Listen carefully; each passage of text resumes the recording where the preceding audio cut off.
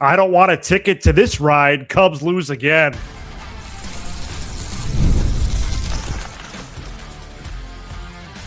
You are Locked On Cubs, your daily Chicago Cubs podcast. Part of the Locked On Podcast Network, your team every day.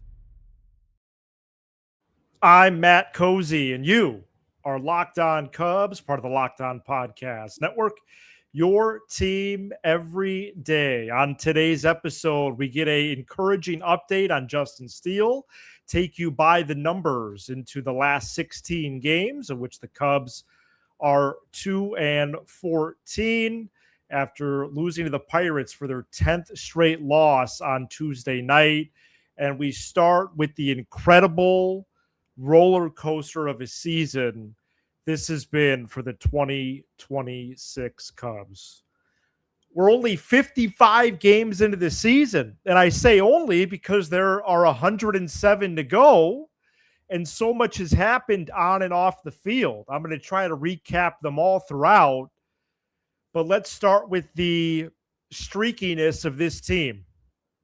Tuesday night, the Cubs lost their 10th straight game, right? I'm trying to put all this into perspective right now because the Cubs lost by 11. We'll eventually get to that.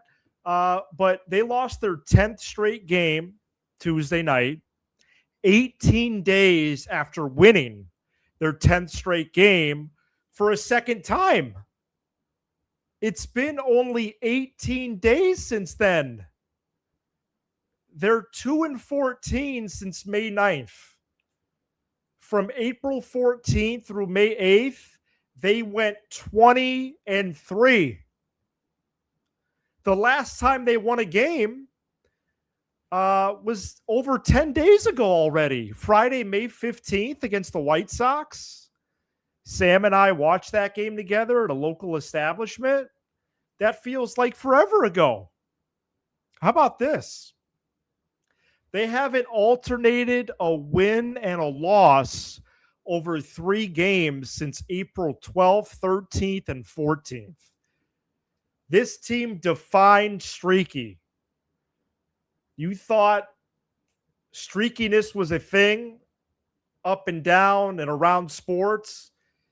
The 2026 Cubs are up there right now through only 1/3 of the season as being one of these all-time teams that plays to both extremes. And this is the complete opposite of the 2025 Cubs, who were basically never hot and never cold. Something that we took for granted, quite frankly. I think I did too at times, but I think a lot of you did. Their longest win streak last year was 5 games, and their longest losing streak, which wasn't until September, was also 5 games, and they were never in jeopardy of anything. Never. Yes, they lost the NL Central lead for good on July 28th, but the 2025 Cubs were in a playoff spot. Folks, they were in a playoff spot since game 10. From games 10 through 162, they were in. And you try to get in and see what happens. Yes, we want them to take the NL Central back. But they made the playoffs last year as the first wild card with 9 more wins than the third wild card. Currently, the 2026 Cubs continue to fly down the NL Central standings. Okay, as of this moment, they are in last place in the NL Central at 29-26 overall. I forget that their record is 29-26, honestly. They're last place in the NL Central. They're tied with a bunch of teams or about to be tied as of this recording. 1 game out of the third wild card spot. I bring up the standings that specifically because they now become more of a focus 1/3 of the way through the campaign. Memorial Day is the first mile marker there. And 1/3 of the way in, we can start to do this for real, or at least look at the teams that are going to be in the mix. And your mind, I know mine does, my mind wanders a bit about this. I think the goals have changed because of injury, because of performance, because of both. This stretch has made that really clear. We can dive more into that later this week, right? How do they get the 6th seed? Because that's the way it looks right now. But they are so bad right now, man. It would be one thing if it was just one thing. And it's just not. It's multiple. Yes, I know they're averaging 2.5 runs per game in these 16 games in which they've won 2 of them, and they've lost 10 in a row. But let me read off their runs allowed for all 16 of these contests as well. 6, 3, 5, 4, 0. Remember when the Cubs beat the Braves 2-0? Ben Brown and Chris Sale? Good times. Then it gets real bad real quick. This is runs allowed. 5, 8, 9, 9, 5, 5, 4, 3, 8, 2, and 12.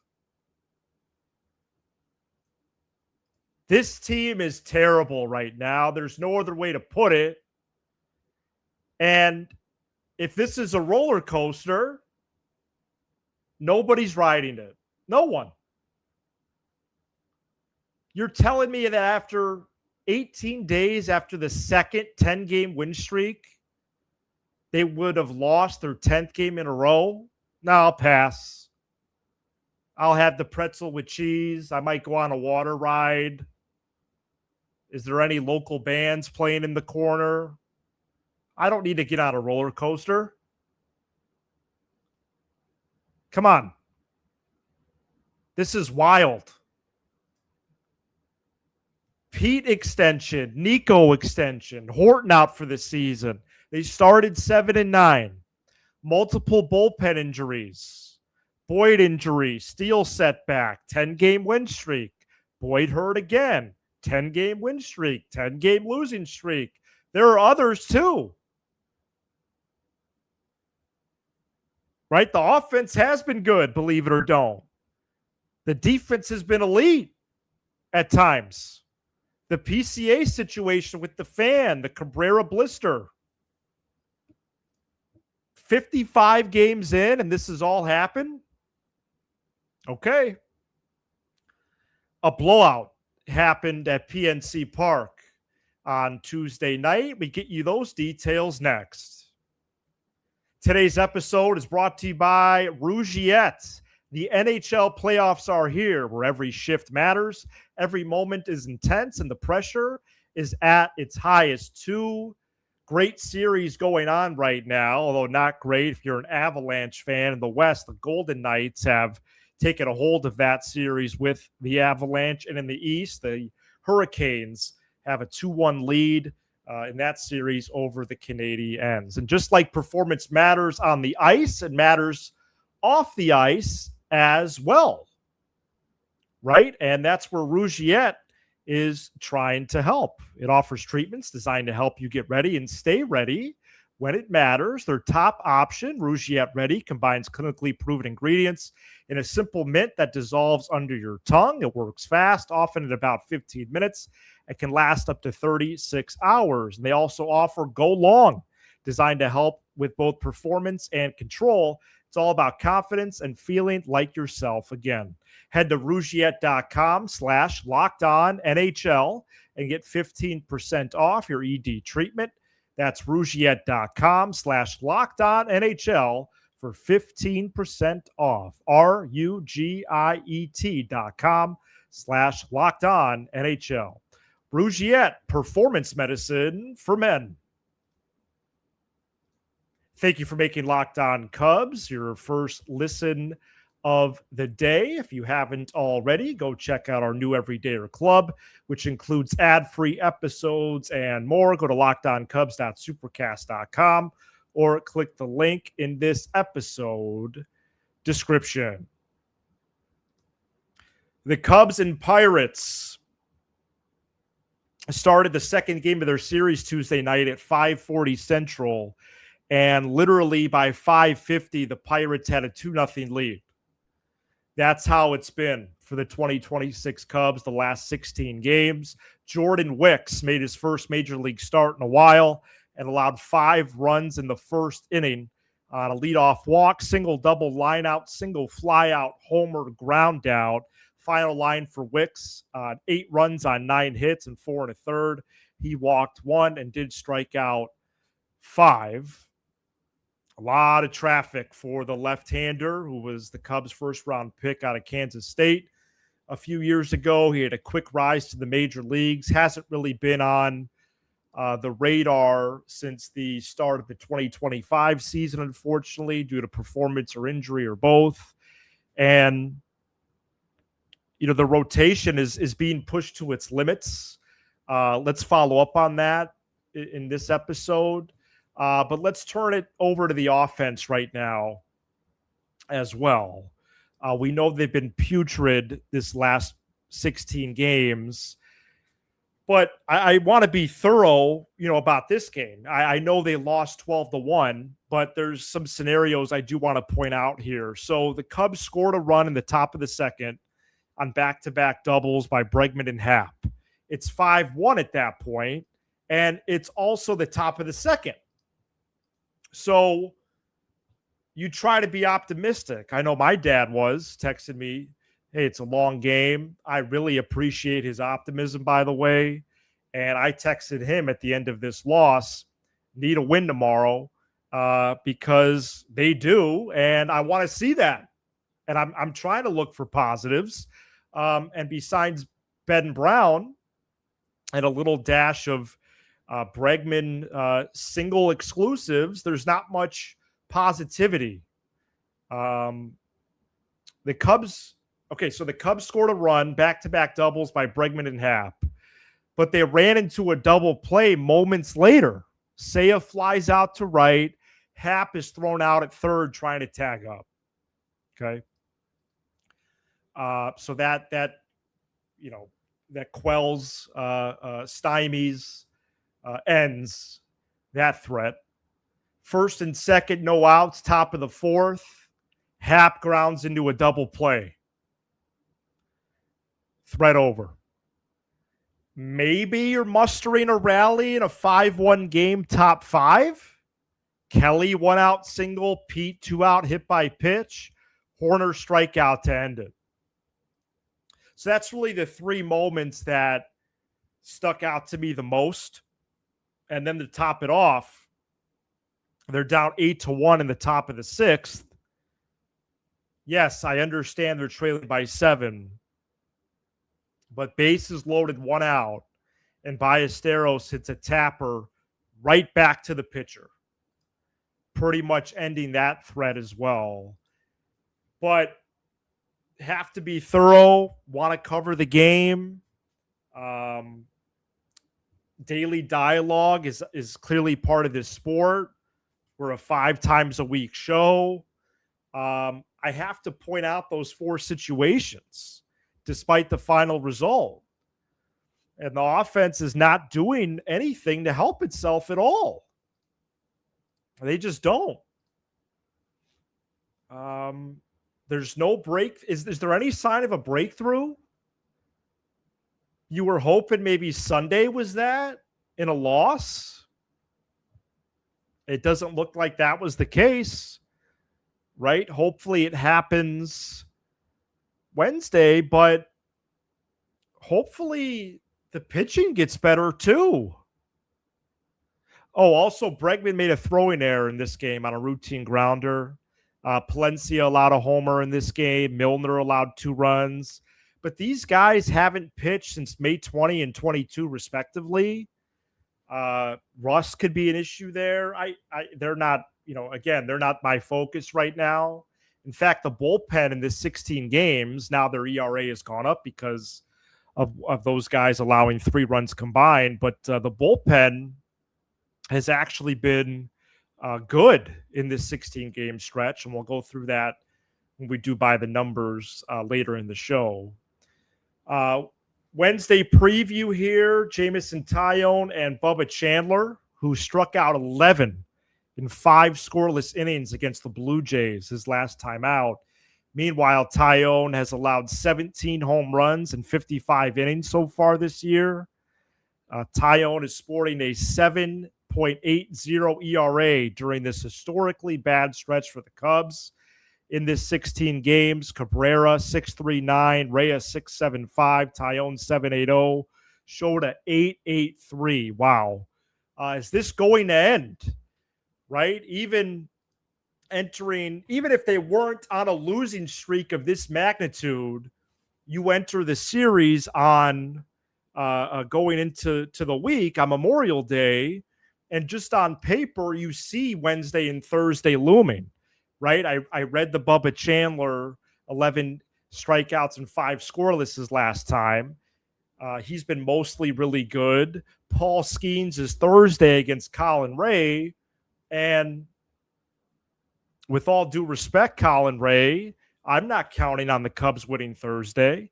I hope they pull what they did against Chris Sale a couple weeks ago. But on paper, I'm not going to do that, especially with the way the offense has been going.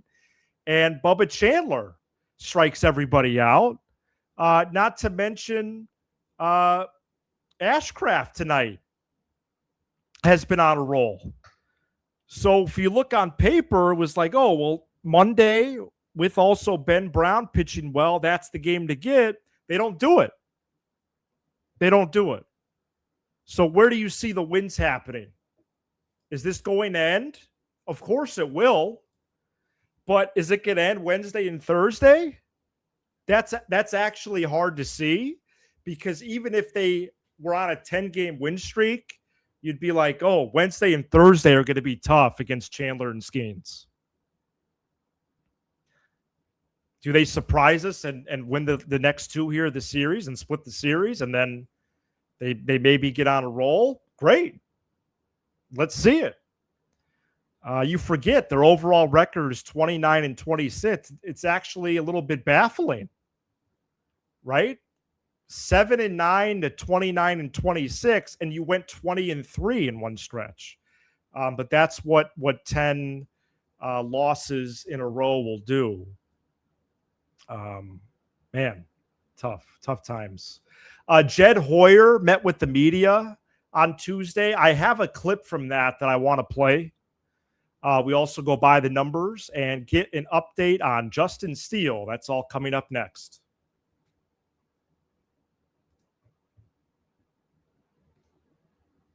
I'm Matt Cozy. I'm a lifelong fan, taking my passion into a discussion with you on all things Cubs. And thank you for making Locked On Cubs the #1 Cubs podcast. Postcast host Joe George will join me after Wednesday's game.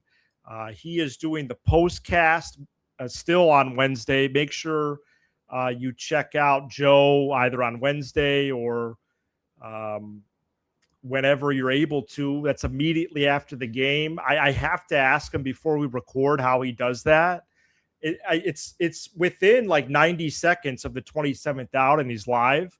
That's awesome. What a great addition he's been to Locked On. He also is on Locked On Bears and Locked On Notre Dame as well. He's over there a lot too. So Joe will be with me on Wednesday, and I look forward to that. All right, before we get into by the numbers and a Justin Steele update, I wanted to play this clip from Jed Hoyer. He was asked a question about the Cubs slide here and specifically how they're doing with runners in scoring position. They're 26th this year with runners in scoring position. I wasn't able to sort how they've been the last 16 games. If their average starts with a 0, I wouldn't be surprised. I'm sure it's in like the low ones. But let's listen here to Jed Hoyer what he had to say about this skid, what he thinks right now. The crazy thing is, over the 54 games, we're actually not far from where I think you'd expect. I think right now for 15 games, we have really everyone slumping. This is what happened. When everyone goes into a pretty deep slump at once, that happens. I think that part is pretty random. I do think that the runner scoring position thing is a little more mental. I think that clearly you can see guys are pressing in those situations. As a group, we've struggled. Some of those moments or some of those games when I think we're 0 for 13 in one of the games against the Rangers. I think we're like 2 for 15 in one of the games against the White Sox. I think those games can kind of get in guys' heads, and the team collectively can think about them. And sometimes I think almost like not talking about it is the way to go. I think right now there's a hyper awareness of our struggles in those situations, and ultimately, you can be as good an offense as you want. You can't score a ton of runs and be a great offense without really producing in those situations. And they're like, that's the ups and downs of our game. Like, when you're hitting with guys in scoring position, you look fantastic. When you're not, you look terrible. But right now we're both not hitting, and when we have those situations, we're not capitalizing, and that's how you end up losing 13 out of 15. And how you have an offense that, like I said, I think we're still 5th overall, but we're 30th for 2 weeks, and I think that's how you end up 30th for 2 weeks, is you're not hitting at all, and then when you have guys in score position, it gets even worse. And so I'm hopeful that at some point we'll get a blue pit here and there, and with guys in scoring position, that'll relax guys, and we'll go back to handling those situations. But I do think that part of it, I think, is probably more mental and collective than I think the overall slump. I think it's just more, we have a lot of guys that are in a funk right now, and those guys, my guess is, will all come out of it kind of at the same time.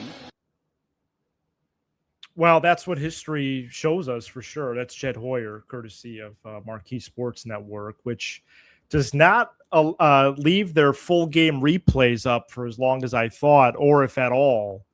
I was trying to grab audio from Friday and or Saturday, and I wasn't able to do that when I tried on Memorial Day a little bit when I had some time. But I want to talk about Marquee at some point this week, even if it's just one segment, I think. But Jed Hoyer, what stuck out to me, first of all, is that was almost a 2-minute clip to one question. And so when I look at things, when I listen to Jed, when I listen to Counsel, longer answers do stick out to me, not because they tend to be, not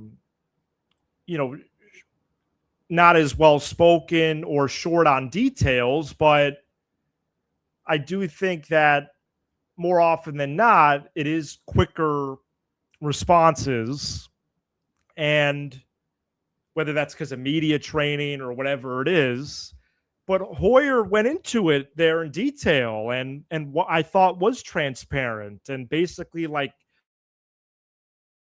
now if you're doing this poorly with runners in scoring position, like really this poorly, then hey, don't be surprised that you've won 2 games. Now, it shouldn't be that bad. One of the reasons why is because the rotation has been equally terrible.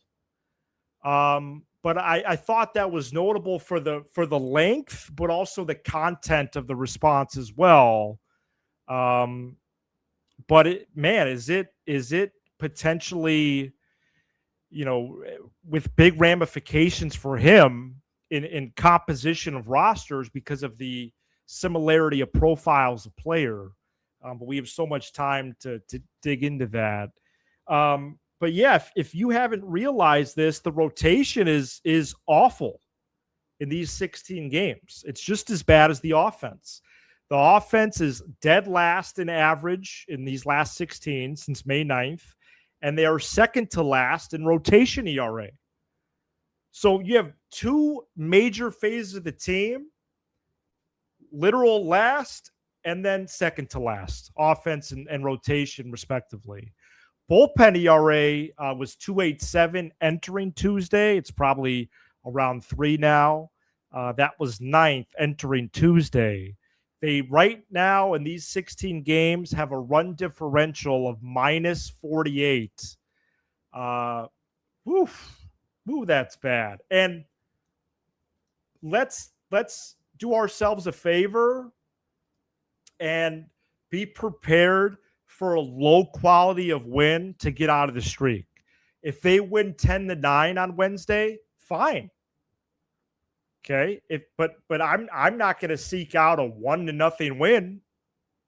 I don't care. Just win. And again, the offense is talked about, and it's more. I think it's more staring at us in the face. But the rotation is being pushed to its limits. Wicks was 10th on the depth chart entering the season. He might start again next week. He might only make 2 starts. But this is just another sign of why the absences in the rotation due to injury and the performance by those who are actually pitching are likely why the rotation will be or has even already been the largest contributing factor to how this season has gone or can go moving forward. Because you have seen the offense do well, I could try to get myself to what Jed Hoyer is saying of like, hey, everyone's going to get back to it and don't be surprised if it's all at the same time. But why the goals would change, and they have an elite defense for the most part still. And the bullpen is pretty much back to full health, right? 5 guys that you're counting on entering the year, they're down there now again. And hopefully a couple other guys come back or they get reinforcements or they add. But really, it's the rotation. That's why the goalpost is changing. That's why the 6th seed is in play as like a goal. That is the goal, is the 3rd wild card. But more on that later this week. Good update on Justin Steele before Tuesday's game. Steele, who is as high as number 1 when healthy on that rotation depth chart. Good news Tuesday. He responded well to the PRP injection a few weeks ago. He will start the rehab process again. Hopefully, eventually begin a throwing progression. There is still no timetable for his return. Thank you for tuning in to Locked On Cubs. Make sure you subscribe and follow so you get all the latest episodes. For those of you on video, we send you to the first ever 24/7 National Locked On Podcast Network YouTubes. And on audio, make sure your second listen is Locked On MLB. I'm Matt Cozy, and this is Locked On Cubs.